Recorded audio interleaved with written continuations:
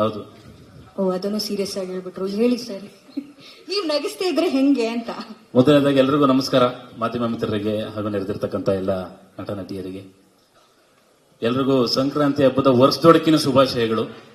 ಬಾಡ್ ತಿನ್ಕೊಂಡ್ಬಂದಿರೋ ಬಂಧು ಬಾಂಧವರಿಗೆ ನಮಸ್ಕಾರ. ಹಾಗೆ ಹೊಸ ಬಾಳಿನ ಹೊಸಲಿಗೆ ಕಾಲಿಡ್ತಿರ್ತಕ್ಕಂತಹ ನಮ್ಮ ಡಾಲಿಬಾಯಿ ಆಕ್ಟರ್ಗೆ ಹಾಗೆ ಡಾಕ್ಟರ್ಗೆ ಇಬ್ಬರಿಗೂ ಕೂಡ ನನ್ನ ಕಡೆಯಿಂದ ಪ್ರೀತಿ ತುಂಬಿ ಶುಭಾಶಯ ಈ ಒಂದು ವೇದಿಕೆ ಮುಖಾಂತರ. ರುದ್ರ ಗರುಡ ಪುರಾಣ ಈಗ ತಾನೇ ಟ್ರೈಲರ್ನ ನೋಡಿದ್ರಿ. ತುಂಬಾ ವಿಭಿನ್ನವಾದಂತಹ ಕಥಾಂತರ ಇರುವಂತಹ ಚಿತ್ರ. ನಾನು ಬೆಂಗಳೂರಿಗೆ ಬಂದಾಗ ನನಗೆ ಮೊದಲನೇ ಸ್ನೇಹಿತ ಅಂತ ಆಗಿದ್ದೇನೆ ನಮ್ಮ KS ನಂದೀಶ್ ಅವರು. ನನ್ನ ಗೆಳೆಯನ ಸಿನಿಮಾದಲ್ಲಿ ಮೇಡಮ್ ಹೇಳ್ದಂಗೆ ಒಂದು ವಿಶೇಷ ಪಾತ್ರ, ವಿಭಿನ್ನವಾದ ಪಾತ್ರ, ಒಂದು ಸೀರಿಯಸ್ ಕ್ಯಾರೆಕ್ಟರ್ ಮಾಡಿದ್ದೀನಿ. ಯಾಕಂದ್ರೆ ಒಬ್ಬ ಸ್ನೇಹಿತನ ಮಾತ್ರ ಗೊತ್ತಾಗೋದು ಇನ್ನೊಬ್ಬ ಸ್ನೇಹಿತನ ಪೊಟೆನ್ಶಿಯಲ್ ಏನು ಅಂತ. ಯಾಕಂದ್ರೆ ಒಂದೇ ತರ ಅಥವಾ ಕಾಮಿಡಿಯನ್ ಆಗಿ ನೋಡ್ಕೊಂಡು ಹೋಗೋದ್ರ ಬದಲು ನಿನ್ನ ಹತ್ರ ಬೇರೆ ತರ ಪಾತ್ರನ ನಾನು ಮಾಡಿಸ್ತೀನಿ ಅನ್ನೋ ಒಂದು ನಂಬಿಕೆ ಮೇಲೆ ಆ ಒಂದು ಕ್ಯಾರೆಕ್ಟರ್ನ ನನಗೆ ಕೊಟ್ಟಿದ್ದಕ್ಕೆ ಮೊದಲನೇದಾಗಿ ಗೆಳೆಯನಿಗೆ ಥ್ಯಾಂಕ್ಸ್ ಹೇಳಕ್ ಇಷ್ಟಪಡ್ತೀನಿ. ನಂದೀಶ್ವರ್ ಆಕ್ಚುಲಿ ನೋಡಿ ಪೊಲೀಸ್ ಇನ್ಸ್ಪೆಕ್ಟರ್ ತರನೇ ಕಾಣಿಸ್ತವ್ರೆ, ಶೇವಿಂಗ್ ಎಲ್ಲ ಮಾಡಿಸಿ.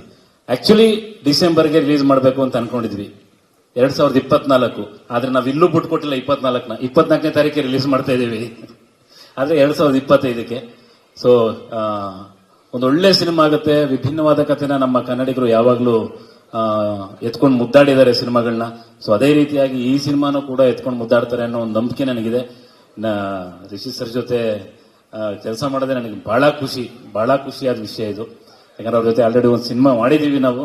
ಅದೆಷ್ಟು ಎಂಜಾಯ್ ಮಾಡ್ಕೊಂಡು ಎಷ್ಟು ಖುಷಿಯಾಗಿ ಮಾಡಿದ್ವಿ. ಅದರಲ್ಲಿ ಕಾಮಿಡಿ ಕ್ಯಾರೆಕ್ಟರ್ನೇ ನೋಡೋಣ, ಅದು ರಿಲೀಸ್ ಆದಾಗ ಅದ್ರ ಬಗ್ಗೆ ಗೊತ್ತಾಗುತ್ತೆ. ಮತ್ತೆ ಈ ಸಿನಿಮಾದಲ್ಲಿ ಮಾತ್ರ ನಿಜವಾಗ್ಲೂ ಒಂದು ವಿಭಿನ್ನವಾದ ಪಾತ್ರ ಕೊಟ್ಟಿದ್ದಾರೆ.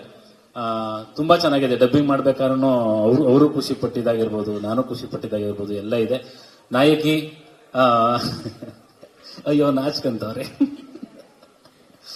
ಅವರು ಕೂಡ ತುಂಬಾ ಮುದ್ದಾಗಿದ್ದಾರೆ. ತುಂಬಾ ಮುದ್ದಾಗಿ ಪಾತ್ರನ ನಿಭಾಯಿಸಿದ್ದಾರೆ. ಸೊ ಕ್ಯಾಮ್ರಾಮನ್ ಅವರಾಗಿರ್ಬೋದು, ಪ್ರತಿಯೊಂದು ಎಲ್ಲ ಟೆಕ್ನಿಷಿಯನ್ಸ್ಗಳು ಕೂಡ ತುಂಬಾ ಚೆನ್ನಾಗಿ ಕೆಲಸ ಮಾಡಿದ್ದಾರೆ. ಒಂದು ಒಳ್ಳೆ ಸಿನಿಮಾ ಆಗುತ್ತೆ.